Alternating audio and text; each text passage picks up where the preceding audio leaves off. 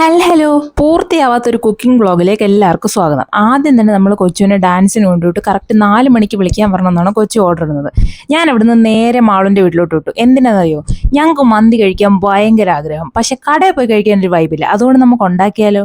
അങ്ങനെ ഞാനും മാളവും മന്തി ഉണ്ടാക്കാൻ വേണ്ടിയുള്ള സാധനങ്ങൾ മേടിക്കാൻ നേരെ ഇറങ്ങി. അതുപോലെ തന്നെ വീട്ടിലേക്ക് കുറച്ച് പച്ചക്കറി മാളുവിന് മേടിക്കാനുണ്ടായിരുന്നു. ഇനി അല്പം ഫ്രഷ് ആവാം എന്ന ബോർഡ് കണ്ടപ്പോൾ ഞങ്ങൾ അവിടെ കയറി നല്ല ഫ്രഷ് പച്ചക്കറി മേടിച്ചു.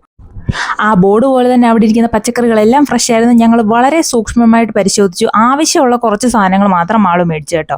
പിന്നെ ഞങ്ങൾ അവിടുന്ന് നേരെ ഇറങ്ങി അടുത്ത ഒരു സൂപ്പർ മാർക്കറ്റിൽ കയറണം എന്നായിരുന്നു ഞങ്ങളുടെ ആഗ്രഹം. പക്ഷേ അത് കയറിയപ്പോൾ അവർ പറഞ്ഞു അതിൻ്റെ ഇനോഗ്രേഷൻ നാളെയാണ്. ആ ചമ്മിയൻ്റെ ചിരിയാണ് ഞങ്ങൾ രണ്ടുപേരുടെ മുഖത്ത് നിങ്ങളിപ്പോൾ കണ്ടുകൊണ്ടിരിക്കുന്നത്. എന്നിട്ട് ഞങ്ങൾ നേരെ വീട്ടിലോട്ട് ഇറങ്ങിയപ്പോൾ ദാ ഞങ്ങളുടെ കാറ് പോലെ തന്നെ ഒരു കാറ് പുറകെ ചേസ് ചെയ്യുന്നു. പിന്നെയാണ് മനസ്സിലായത് വേറെ ആരുടെയോ കാറാണ്. അങ്ങനെ ഞങ്ങൾ ദാ വീട്ടിലെത്തി. അങ്ങനെ നമ്മൾ ദാ മന്തിക്ക് വേണ്ടിയുള്ള കുക്കിംഗ് തുടങ്ങി. പാത്രമൊക്കെ കറങ്ങി തുടങ്ങി. എന്താണോ എന്തോ നമ്മൾ മേടിച്ചുകൊണ്ട് വന്ന ഒരു പാക്കറ്റ് അരി പൊട്ടിക്കുന്നതിൻ്റെ എക്സ്പ്രഷനാണ് നിങ്ങൾ ഈ കാണുന്നത്. ഇതൊന്നും പൊട്ടിക്കാതിരിക്കാൻ വേണ്ടിയിട്ടാണെന്ന് തോന്നുന്നു അവർ കെട്ടിടുന്നത്. അങ്ങനെ അരിയൊക്കെ വളരെ സാറ്റിസ്ഫൈങ് ആയിട്ട് പൊട്ടിച്ചൊരു പാത്രത്തിലോട്ട് മാറ്റി ഞാനത് കഴുകി കേട്ടോ.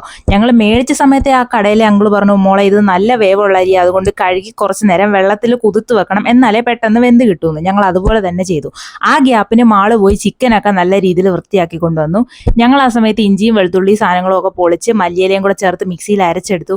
അടിപൊളി മന്തി ഉണ്ടാക്കി. പക്ഷെ വീഡിയോ എടുക്കാൻ പറ്റിയില്ല. ആക്രാന്തം മൂത്ത് കഴിഞ്ഞ് ഇങ്ങനെ ഇരിക്കും. അപ്പോൾ ഓക്കെ, ബൈ.